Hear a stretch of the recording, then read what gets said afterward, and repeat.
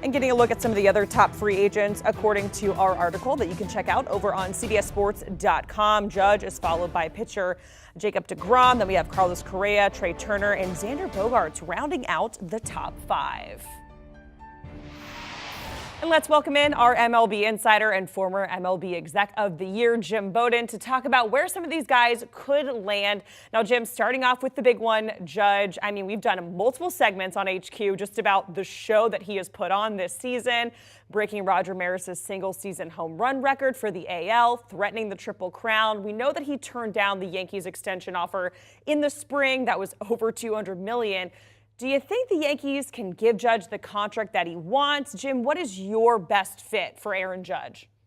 Yeah, so look, I don't think there's any doubt. Brian Cashman, the GM, and Hal Steinbrenner, the owner, have made it clear they want to bring him back. They've acknowledged that they've made a $100 million mistake, and what I mean by that is their latest offer for Judge is going to be over $300 million. They're going to do everything they can to bring him back, but I will say this. They were not promised that they will get a chance to come back and match an offer that somebody else makes. So they're told to give us your best offers, but you don't have the power to be able to match what's out there. So I do think he's going to return to the Yankees, but as you mentioned, and I agree with it, San Francisco Giants are going to be in. The Los Angeles Dodgers are going to be in. I won't be surprised if Steve Cohen of the Mets make a run as well. And if I had to pick a long shot, I might go with Jerry Reinsdorf and the Chicago White Sox. But I don't think there's going to be that many teams besides those five that have a chance to sign him. And it's going to be fun. It's going to be interesting to see how this plays out. One thing's for sure, though, he's going to make at least $100 million more than what he was offered last month. Yeah, a good time to bet on yourself, Jim, for Aaron Judge. Okay, moving on to Jacob deGrom, one of the best pitchers in the league, 2 Cy Youngs, 4 All-Star games. He's good when he's healthy, Jim. Now, you think the Mets rivals, the Braves, is a good fit for deGrom. We've been hearing some chirps about maybe the Rangers. I mean, as a Braves fan, I personally love that pick from you, but why do you think Atlanta is the best fit for him? Yeah, I think it's a really good fit for them because if the Braves could get deGrom to go with Max Fried and Spencer Strider at the top of the rotation, I think that would make them the World Series favorites for 2023. And I think he's that much of a difference maker. But you mentioned a key part there. Is he healthy, right? And that's a complicated issue because he hasn't pitched more than 15 games started over the last 3 years.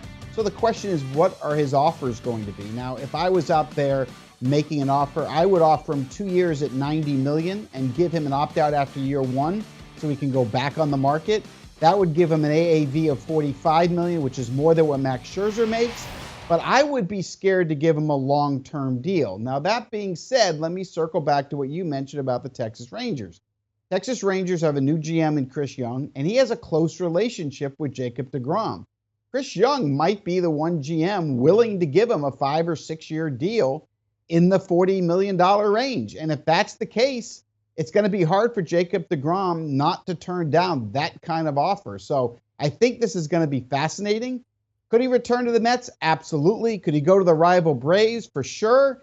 But the one thing I always love about free agency, it only takes one dumb owner to make an offer that's far beyond what the rest of the market is. And then normally that team gets the player. So it's going to be fun to watch for sure. One thing we do know, when he's healthy, there's no better pitcher on planet Earth.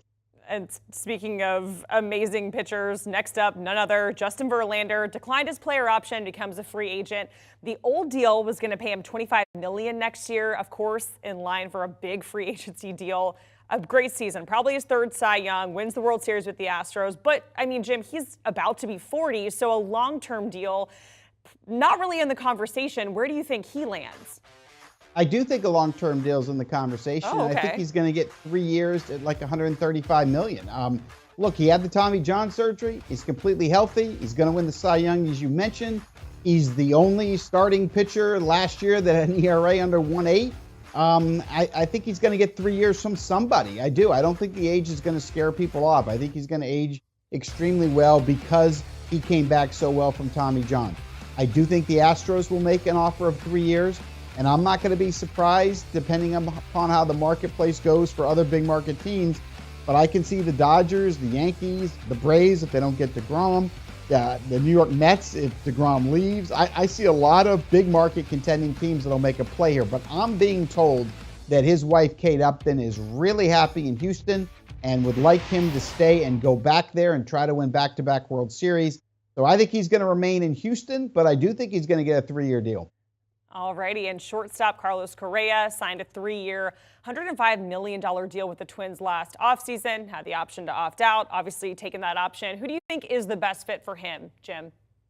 Whoever wants to give him 10 years and $327 million is going to get the player. And I don't know if anyone's going to do that, but he wants a Corey Seager who got 10-325 from Texas last year. He wants that kind of deal. Remember, Francisco Lindor got 10 years, $345. Correa wants a long-term deal. He wants a no-trade clause. He wants to find a home. There's a lot of teams out there that I think, look, Minnesota wants to bring him back. I can see the Seattle Mariners, and that would be the team that's kind of the long shot. I think the Mariners are going to get one of these middle infielders. It could be Correa. They have the resources. They have the money. They're ready to win. He'd be a difference maker. And this is a guy that brings winning culture to whatever clubhouse he's been in. A year ago, he won the Platinum Glove for the best defensive player in the sport. He hits for average. He hits for power. The other team in on him is going to be the Giants and the Angels and the Cubs. And there's a lot of teams in on Correa. The question becomes, are the medicals on his back good enough for 10 years, 327? And if they are, whoever gives it to him is going to get him. But I'd like to see him go to Seattle. I think it'd be a good fit. Let him and Julio Rodriguez build that Seattle team. And Jim, another sought-after shortstop, Trea Turner, two-time All-Star. He's 29, so he still has some solid years left in his prime. And you're talking about him going to the Angels. Why do you like that pairing? Yeah, I like it a lot, and I think he's going to get an 8-year deal around $264 million. Remember, he's coming off a year where he hit 21 homers, stole 27 bases, although 30 of his hits were infield hits. So his agent is Nez Bolello, who is a member of CAA. And by the way, they had John Hamm put out a great video to all 30 teams where John Hamm was narrating it, kind of selling the player. But the agent, Nez Bolello and CAA, are the same agents that represent Shohei Ohtani. And Perry Manasian, the general manager, told me a couple of days ago that shortstop is his #1 priority this offseason. So even though the team is for sale, he represents Ohtani. So look, if you could all of a sudden have Trea Turner, Ohtani, and Trout in your lineup, that's pretty good. You add some pitching, and who knows, all of a sudden they could go from pretenders to contenders, and it might improve the value of the team. So I like that as kind of my sleeper team for Trea Turner. So I'm going to put him there. But again, maybe the Braves, the Twins, the Dodgers, the Mariners, the Giants, the Red Sox, the Cubs, all of them are looking for one of these shortstops. And whether they get Correa, Turner, Bogarts, or Swanson, one thing I do know, there's 7 teams that want 4 shortstops, and 3 teams are going to go home empty-handed. But I like the long shot of Trea Turner because no one's really connected him there. Jim, you mentioned that John Hamm video, and worth mentioning, he's a huge Cardinals fan, so on social media he's been pushing for that. Not that John Hamm gets the final say at all, but I thought it was funny, all of his tweets. Yeah, and I'll follow up with that, Jacqueline, because I have talked to the Cardinals because I've always thought they needed a shortstop. They're not going after a shortstop. They made it very clear to me a couple of days ago that they're looking for a catcher to replace the retired Yadier Molina. The rest of the resources are going to head towards pitching and their bench. So like last year when they didn't play for a shortstop, they are not planning on this year. So don't expect Trea Turner to end up being a St. Louis Cardinal. All right, that is Jim Bowden giving us his MLB Free Agency best fits. Thank you so much, Jim. We appreciate your time. Thanks, Jack. And taking a look at the latest odds to win the 2023 World Series, because you can never look too early, right? The Dodgers have the shortest odds at +500. Your 2022 World Series champ, the Astros, they're at +550. Braves and Yankees tied at +850. And then the Mets there rounding out at +1,000. Do you want a sports network that delivers everything that matters about the game? The highlights, the picks, the instant analysis, no yelling, no fake debates, no politics. Hit the subscribe button and never miss a moment.